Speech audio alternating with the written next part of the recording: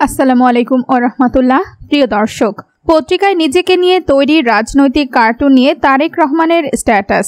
Internet বন্ধে জড়িত কারা? 24 ঘন্টার মধ্যে জানতে চান উপদেষ্টা নাহিদ। চাটুকারিতা করলে মিডিয়া বন্ধ, স্বরাষ্ট্র উপদেষ্টা। জানাবো এর বিস্তারিত, ভিডিওটি না টেনে দেখতে থাকুন। পত্রিকায় আবারও রাজনৈতিক কার্টুন দেখতে চেয়েছেন বিএনপির ভারপ্রাপ্ত চেয়ারম্যান তারেক রহমান। এই নিয়ে রোববার 11 আগস্ট সামাজিক যোগাযোগ মাধ্যম ফেসবুকে তার ভেরিফাইড পেজ থেকে একটি পোস্ট শেয়ার করেছেন তিনি, যেখানে তাকে নিয়ে রাজনৈতিক কার্টুন আঁকা হয়েছে। এটি ইতিমধ্যে ভাইরাল হয়েছে। অনেকেই বলছে তারেক রহমান উদারতার পরিচয় দিয়েছেন।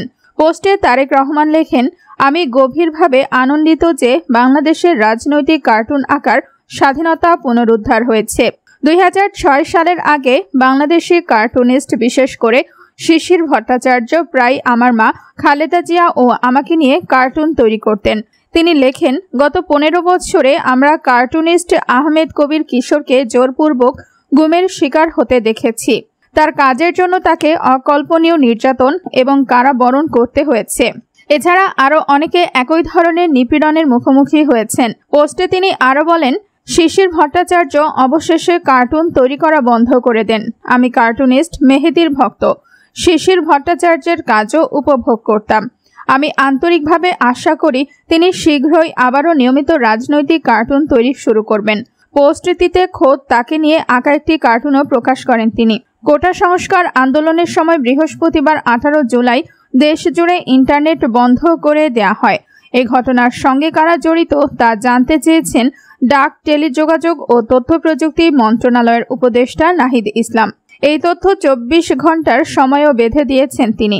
এর মধ্যে ডাক ও টেলিযোগাযোগ মন্ত্রণালয়ের সচিব মুশফিকুর রহমানকে তার কাছে প্রতিবেদন জমা দিতে নির্দেশ দেন নাহিদ। রোববার 11 আগস্ট প্রথম কর্মদিবসে সকালে সচিবালয়ে ডাক, টেলিযোগাযোগ মন্ত্রণালয়ে যান উপদেষ্টা নাহিদ ইসলাম। পরে মন্ত্রণালয়ের কর্মকর্তাদের সঙ্গে বৈঠকে বসেন। সেখানে উঠে আসে কোটা সংস্কার আন্দোলনের সময় ইন্টারনেট বন্ধের বিষয়টি। এ সময় নাহিদ ইসলাম বলেন, ইন্টারনেট বন্ধ মানবাধিকারের লঙ্ঘন। আন্দোলনের সময় মানবাধিকার ক্ষুণ্ণ হয়েছে। বৈঠকে উপদেষ্টা আরও বলেন, কার নির্দেশে ইন্টারনেট বন্ধ করা হয় তা বের করতে হবে। মন্ত্রণালয় ও বিটিআরসির কোনো কর্মকর্তা অতি উৎসাহী হয়ে ইন্টারনেট বন্ধে সহযোগিতা করেছেন, তাও খতিয়ে দেখতে হবে। ইন্টারনেট বন্ধের কারণে অনেক তথ্যই জানা সম্ভব হয়নি। কত মানুষের প্রাণহানি হয়েছে তা জানা যায়নি। এদিন ইন্টারনেট বন্ধের সঙ্গে জড়িতদের খুঁজে বের করতে 7 সদস্যের একটি কমিটি গঠন করা হয়েছে। অন্তর্বর্তীকালীন সরকারের স্বরাষ্ট্র মন্ত্রণালয়ের উপদেষ্টা brigadier general M Sakhawat Hossain বলেছেন, চাটুকারিতা করলে মিডিয়া বন্ধ করে দেওয়া হবে। রোববার 11 আগস্ট দুপুর 12:30টায় রাজারবাগ কেন্দ্রীয় পুলিশ হাসপাতালে আহত পুলিশ সদস্যদের দেখতে এসে তিনি এই মন্তব্য করেন।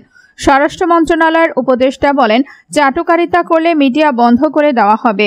আমি আপনাদের প্রমিস করছি, যদি মিডিয়ায় চাটুকারিতা করে তাহলে মিডিয়া বন্ধ করে দেওয়া হবে।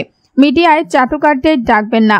তিনি বলেন, মিডিয়াগুলো ওই সময় যদি সত্যি ঘটনা তুলে ধরত তাহলে পুলিশের এই অবস্থা হয় না। মিডিয়াগুলো বারবার বলেছে কিছুই হয়নি, কিন্তু বিবিসিতে আমি সব দেখেছি।